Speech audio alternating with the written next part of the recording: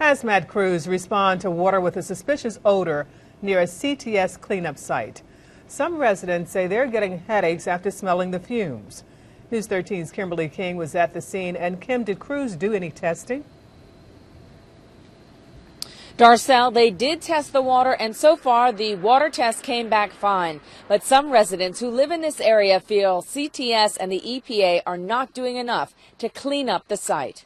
A hazmat response team truck responded as emergency workers set up orange cones. Members of the Asheville Fire Department testing water tonight from this culvert. We've responded twice to this area in Mills Gap Road today with a report of an odor of gas. The culvert has runoff from the CTS cleanup project across the street.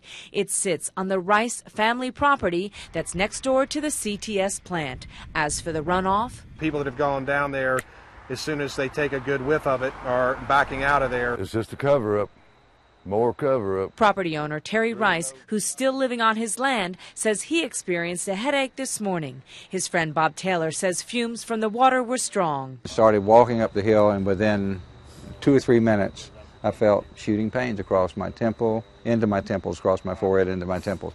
The same thing that Terry's mom had on Friday when she was below the driveway. Did 3 different tests and determined there is nothing that is any danger whatsoever inside the water. Skyland Fire Chief Dennis Presley says the smell to him was more like sewage, though tests were clear. CTS has hired a contractor to haul in rock and put down stabilizing tarp to clean up the area. But activist Tate McQueen remains concerned. We've had so many illnesses down Mills Gap Road, down Concord Road, and now that we know that the air is bad, we were really concerned that if we didn't have this checked out, that given the history of EPA officials with CTS's officials, there's no telling if they would ever get around to testing across the street.